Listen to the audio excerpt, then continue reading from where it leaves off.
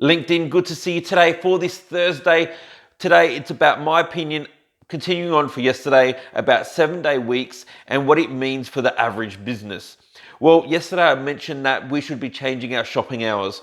Minimum 9 to 6 p.m., 7 days a week. Now, I did get a few private messages and I actually got a comment I had to remove saying I've never experienced this. Well, I did work in retail.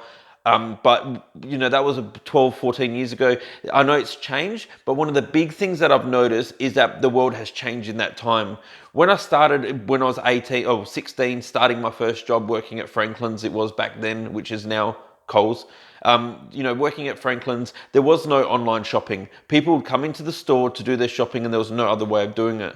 Even when I worked in Telstra, it was the same thing again. Online was starting to get more and you'll get more orders online, but it still wasn't there. People still wanted to have that trusting authority by coming into a store, picking up their phone, talking to someone, getting it all set up. These days, it's everything, more and more things are done online. We work in a 24-hour, 7-day-a-week world, but we know that businesses can't be open that 24 hours, but we can be open that 7 days to make it convenient for our customers.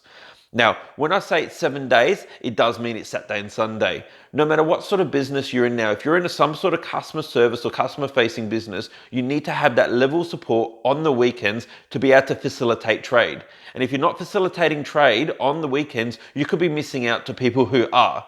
Now, what does this mean when it comes to, we don't have staff members who want to work on weekends. We don't have the functionality to work on weekends. We're not open on weekends. Well, it's something like the internet, it could change. You're going to need to change your way you're mapping yourself and the mapping your business and put through a strategy where you might open up a few hours on a Saturday or Sunday, or you might go to something else. Well, I say might, but I'm saying that you should. You should really look at this as a way of really developing your business further. Because if you're not developing your business further, it is going to create issues in the future when you're complaining to online or to social media or your business is closing down because you didn't adjust and change when you saw the marketplace changing. This is your opportunity to really see the marketplace changing because it has changed, but now we're actually going to see it change a lot further.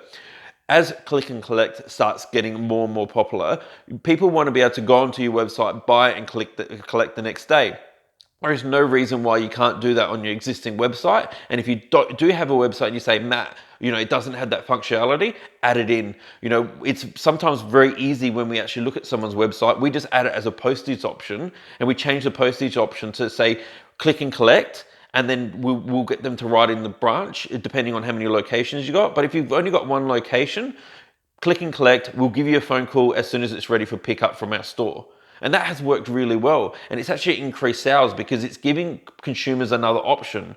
And they're open. Some businesses are opening for 3 hours on a Sunday going, we're open for click and collect orders only. And someone's in the office doing paperwork and they just come in 3 hours later on the Monday or the Tuesday. Or if they work the full day, I said it yesterday, just because nothing should change from the 40-hour week. It just means that we should roster people differently to suit the needs. And if you need 1 or 2 people on the weekend, put that on, but they can just get a day off during the week, or they might take a couple of half days or something like that. There's so many different ways of doing it. We've got to change our psyches in our mind that it's just a 9 to 5 job, or you're in retail, so it's 9 to 9, and you don't have to worry about weekends or. It doesn't work anymore. If you want to compete and if you want to be in business in 2020, 2022 and beyond, 2 years from now, you're going to have to start adjusting the way you're thinking now and start building your brand to be what is going to be essential, which is going to be a customer-centric environment. And that's where I'm going to leave it today because I will continue on about that tomorrow.